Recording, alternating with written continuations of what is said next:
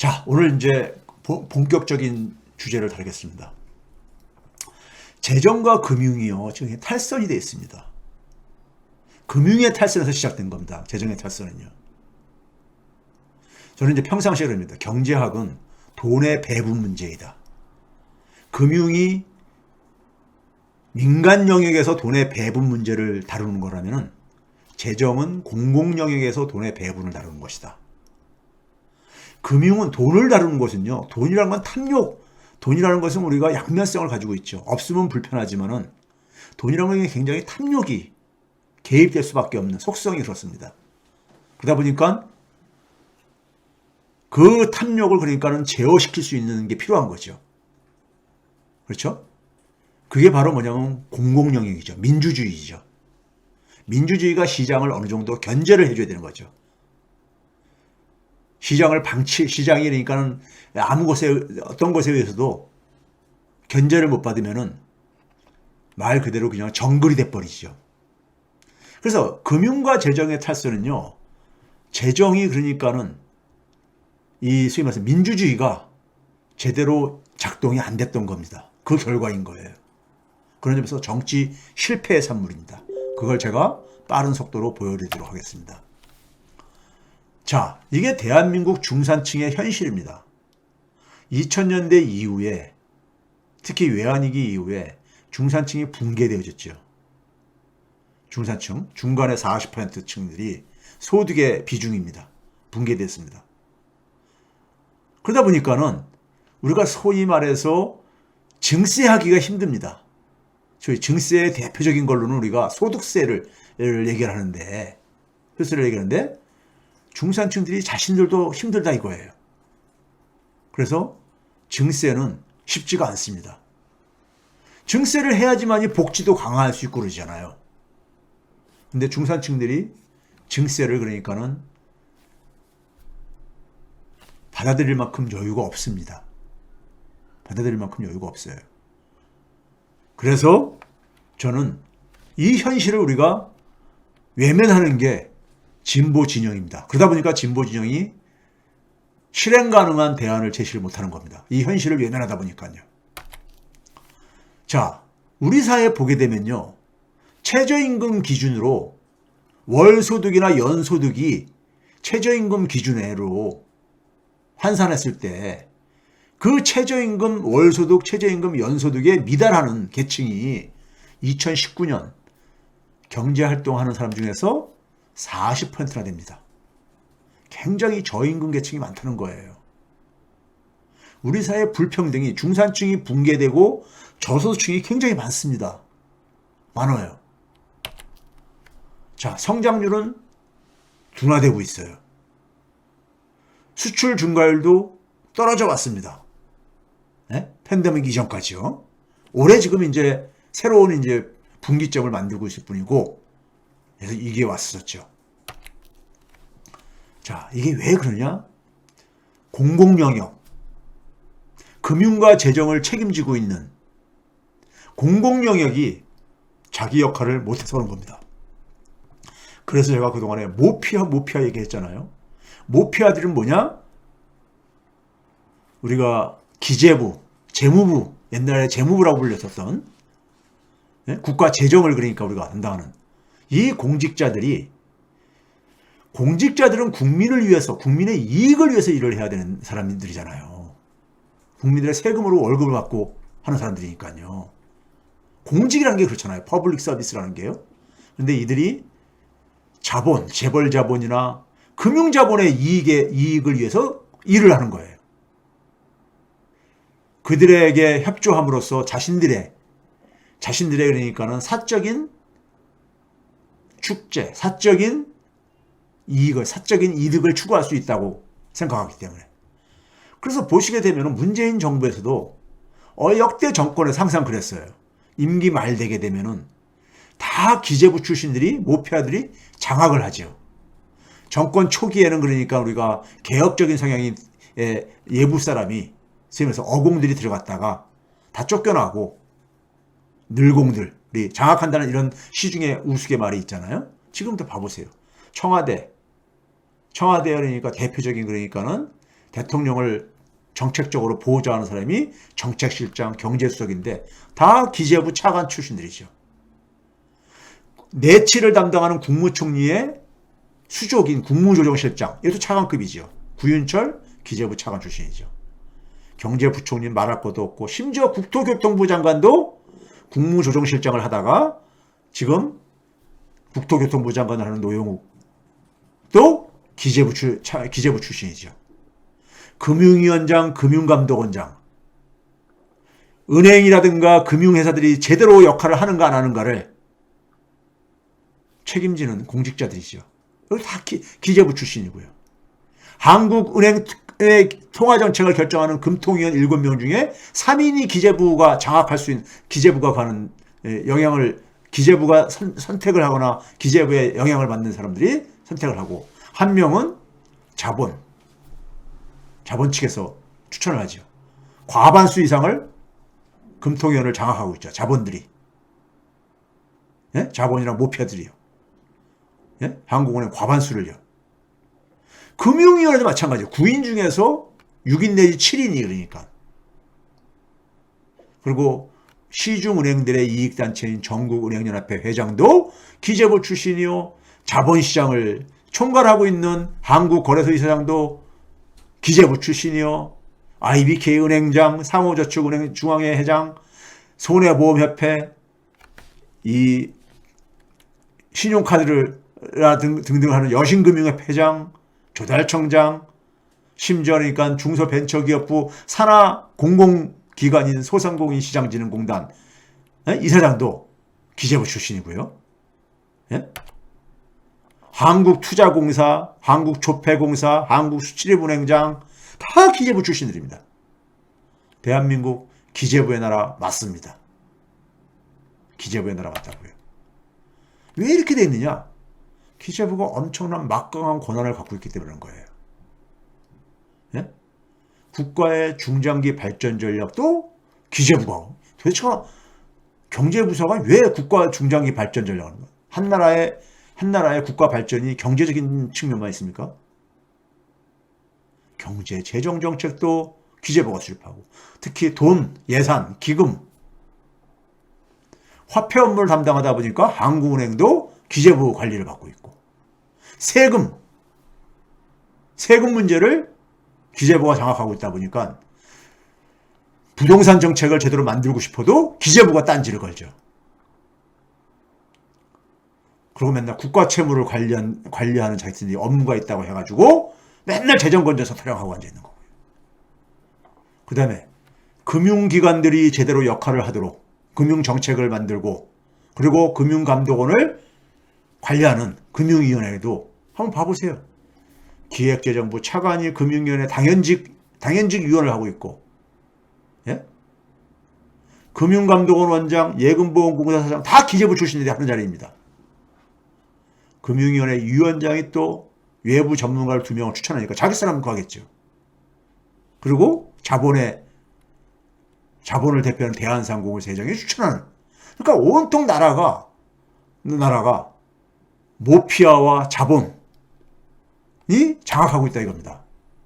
금융위원회 소관 업무 봐보세요. 뭘 하냐면 금융에 관한 정책을 만듭니다. 금융기관 감독을 합니다. 은행들이라든가 금융회사들의 이 생사 여탈권을 갖고 있는 거예요.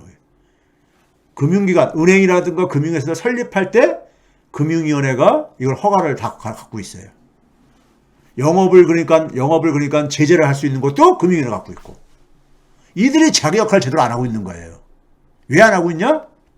여기 있다가 나가게 되면은 금융회사가 와가지고 한 자리들 하고 그러더라고요. 자본시장도 마찬가지고요. 금융소비자 보호도 하게 돼 있는데 제대로 안 하지요. 예? 왜? 자본에 굉장히 편중되어 있으니까요. 제가 이 과거에 실제 사례를, 제가 펀드 사태를 예를 들어서 말씀을 드렸잖아요. 한국은행법 봐보세요. 기획재정부 거시정책과의 관리를 받게 돼 있잖아요. 왜 그런가? 기재부의 업무 중에 하나가 화폐 업무가 있기 때문입니다. 한국은행법에 보게 되면 1조 1항이 물가안정, 1조 2항이 금융안정 이렇게 되어 있습니다. 금융안정에 한국은행은 금융안정 보고서 만드는 거 1년에 2번 이 책자 만들고 그거를 국회에다 보고하는 거 이외에 제가 볼 때 하는 일이 없습니다. 하는 일이 없어요. 가계부채에 대해서 금융안정과 밀접하게 관련되어 있는 게 가계부채, 민간부채 이런 문제입니다.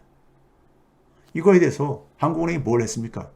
우리 국민들한테 남아있는 거는 기껏해야 금통위원들 모여가지고 금리 동결 인하 어쩌다 한 번씩 인상 뭐 이런 거 하는 것뿐이 기억나는 게 없잖아요. 금융통화의 7명 위원 구성을 봐보세요. 기획재정부 장관이 추천하는 위원이 1명 들어가 있죠. 금융위원회 위원장이 추천하는 위원이 1명인데 금융위원회 위원장은 누가 해요? 기재부 출신이에요. 예? 사단법인 전국은행연합회 회장 누가 하고 있어요? 아까 앞에서 봤죠. 기재부 출신들이 퇴직하고 가서 하는 자리입니다. 그러니까 3번, 5번, 7번이 기재부 출신들이 하고 있고 그 다음에 자본을 대표하는 대한상공회에서 회장이 추천하는 위원이 1명에서 4명이 자본, 모피아 이들이 장악하고 있잖아요. 과반수를요. 예? 그렇죠? 그래서 보세요. 금융위원장들 보게 되면 역대 금융위원장들을 보게 되면 다 기재부 출신이에요. 은성수, 최종구, 임종용, 신재윤, 김석동, 진동수 다 기재부 출신이잖아요. 예? 기재부 출신이에요. 자, 한국은행은요. 75조. 한국은행은 우리가 은행의 은행, 정부의 은행으로 되어 있습니다. 한국은행은 기본적으로 정부에 대해서 어떤 형식으로든 간에 돈을 빌려줄 수 있게 돼 있어요. 심지어 정부가 국채를 발행하면 직접 인수할 수도 있게 돼 있어요. 직접. 정부가 발행한 국채를 시장에다 파는 게 아니라 한국은행한테 직접 인수할 수 있고요. 사망을 봐보세요.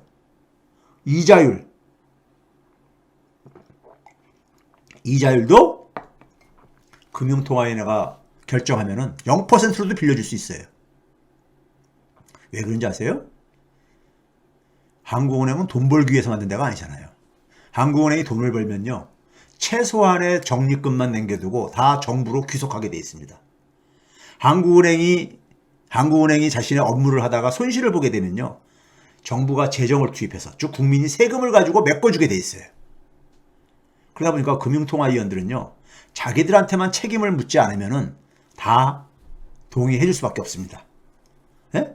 즉 한국은행은 정부에게 원래 만들어질 때 중앙은행이 만들어질 때 정부에게 그러니까는 정부에 의해서 그러니까는 이게 만들어진 거예요. 은행이라는 것 자체가 다 그렇습니다. 은행은 정부의 인가 업무거든요. 허가 업무거든요. 허가를 받아야지 할 수 있는 업무거든요. 제가 뒤에서 좀 말씀드릴게요. 은행법을 한번 봐보세요. 우리나라 은행이 현실적으로 보게 되면 우리나라 은행을 이용하지 못하는 국민들이 한 20% 됩니다. 제가 그걸 비국민이라고 해요.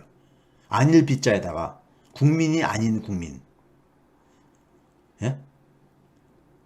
말로만 국민이지 실질적으로는 국민 대우를 못 받는 국민이 한 20% 됩니다. 은행은 왜 생겼느냐? 은행은 왜 생겼냐면요. 이게 금융위원회 은행가 소속이잖아요. 금융위원회가 제대로 은행을 관리를 안 하고 있는 거예요. 은행은 뭐 하라고 만들었냐면요. 돈을 필요로 하는 곳에 돈을 그러니까 잘 배분하라 이거예요. 그걸 통해서 국민 경제 발전에 이바지하라고 되어 있습니다. 돈 버는 걸 목적으로 일조가 되어 있지 않잖아요. 네? 그래서 은행법 봐보세요. 2장에 보게 되면 8조에 은행업은 금융위원회가 인가를 해줘야지만이 은행업을 할 수, 아무나 못합니다. 돈 있다고 할 수 있는 게 아니에요. 은행이 은행의 역할을 제대로 안 하면요. 시정명령을 내릴 수 있고, 영업을 일부 중지시킬 수도 있고요. 영업을 전부 정지시킬 수도 있고요. 시정을 명령했는데 안 하게 되면 은행업 인가 취소도 할 수 있어요. 금융위원회가 제대로만 하면요. 우리나라 은행 정상화시킬 수가 있습니다. 금융위원회가 안 하는 거예요. 직무유기죠. 왜 그런다고요? 이들이 퇴직하고 난 다음에 이런 은행 금융회사들을 가가지고 자기들 그러니까 퇴직하고 난 뒤에 자리들 챙기거든요. 자, 은행 시스템이 망가진 걸 전적으로 보여주는 게 뭐냐면요. 시중에 돈이 돌지 않아요. 자, 지금 현재 2분기 기준으로요. 2분기 기준으로 시중에 돌아다니는 돈의 양이 저 밑에 V라고 되어 있죠. 화폐 유통 속도입니다. 분모가 뭐냐면요. 3,419조 정도 되는 게 뭐냐면요. 전체 시중에 공급된 통화량입니다. 통화량이에요. 분자는 뭐냐? 1990조는 뭐냐? GDP입니다. GDP. 우리가 그러니까 1년 동안에 만들어낸 경제적인, 그러니까 우리가 이 소득인 거죠. 일종의. 그러니까요. 예? 근데 3,418조, 3,419조를 투입했는데 1,990조 뿐이 못 만들어내요. 근데 이게 과거에 한 20년 전에는 외환위기 당시에는 이 값이 1보다 1을 넘었었어요. 좀 한번 이 왼쪽에 위에 봐보세요. 그 당시엔 통화량이 한 517조 들어가서 542조 정도를 소득을 만들어냈던 거예요. 근데 지금은 3,419조 가지고 1,990조 뿐이 못 만들어내고 있는 거예요. 왜? 그럼 나머지 차액이 얼마냐? 나머지 차액이 1,429조입니다. 1,429조 원이 돈을 필요로 하는 사람한테 안 가고 어디로 갔느냐? 그게 부동산 거래, 주식 거래, 아니면 현금으로 퇴장하거나 5만 원권 지폐가 없어진다 그러잖아요. 현금으로 퇴장하거나 경제활동에서 나온 거예요. 나온 겁니다. 네? 우리가 부동산 거래를 하면요. 집 주인 소유권만 바뀌는 거지 실물 경제는 아무런 기여를 못하는 겁니다. 주식도 마찬가지로 사고 팔면은 사고 팔면 소유권만 바꾸는 거죠. 주권에 대해서요. 주식에 대한 권리가 그러니까 소유자만 바뀌는 거잖아요. 그래서 이거 왜 그런 거냐? 은행이 돈을 경제활동에 필요로 하는 곳에 은행이 돈을 배분을 못하고 있다는 겁니다. 그러다 보니까는 금리를 아무리 낮춰도 돈을 아무리 풀어도 그게 그러니까는 경제활동에는 실물 경제는 별로 기여를 못하는 거예요. 그래서 성장률이 떨어지죠. 경제학 교과서에는요. 경제가 안 좋으면은 돈을 풀어라 이렇게 돼 있어요. 대책으로요. 예? 근데 돈을 계속 풀었는데도 불구하고 경제가 성장률은 떨어지고 일자리도 안 증가하고 그러잖아요. 그게 왜 그러냐? 은행 시스템이라는 건 중앙은행과 은행을 합친 겁니다. 이 은행 제도가, 화폐 제도가 잘 작동을 안 하는 거예요. 돈은 충분히 많이 공급되고 있는데 돈이 정작 필요로 하는 곳으로 안 가는 거예요. 배분이 안 되는 거예요. 은행이 자기 역할을 안 하고 있는 거죠. 금융위원회가 이걸 방치하고 있는 거죠. 자, 미국의 화폐 유통소득도 2000년대 이후에 금융위기에 많이 떨어졌습니다. 그래도 1 이상이에요. 우리보다는 큽니다. 자, 돈이 안 돈다는 걸 우리 한 가지 지표로 보여주는 게 뭐냐면 2002년하고 최근에 한번 봐보세요. 자, 가계가 2002년경에는 전체 통화량의 한 61.4%를 가계로 흘러갔어요. 근데 지금은 가계한테는 50%도 안 가요. 48.5%뿐이 안 가요. 위에 빨간색으로 돼 있죠? 그럼 그 지난 20년 동안에 누구한테 그 돈들이 다 갔느냐? 금융회사들로. 금융회사들은 거의 2배로 증가했어요. 8.5%에서 16.5%나. 그러니까 돈 가지고 돈놀이 하는 이런 쪽으로 간 거예요. 땀 흘리고 일하고 하는 이런 쪽으로 이게 간 게 아니라요. 예? 그러니까 이건 왜 그런 거냐? 은행이나 중앙은행이 자기 역할을 제대로 못하는 거죠. 이거 봐보세요. 가계의 비중이 문재인 정부에서도 계속 하락은 계속 진행되고 있잖아요. 2017년 5월 달에 문재인 정부가 출범했잖아요. 가계의 비중이 통화량이 그러니까 2002년 초에 61%가 넘었는데 이게 53.5%의 당시에 문재인 정부가 출범을 했어요. 그런데 문재인 정부가 지금 그러니까 이제 그 4년이 지난 시점 이후가 지난 시점에선 50% 밑으로 떨어졌다 이겁니다. 문재인 정부에서조차도 금융을 그러니까는 공정경제를 표방을 했잖아요. 문재인 정부가요. 가장 불공정한 영역이 금융이에요. 금융은 놔두고 가장 불공정한 건 놔두고 엉뚱한 걸 가지고 하니까 효과를 못 봤죠. 그렇죠? 이거를 이기 촛불 정부에서는 반드시 해야 되는 일입니다. 그래야지만이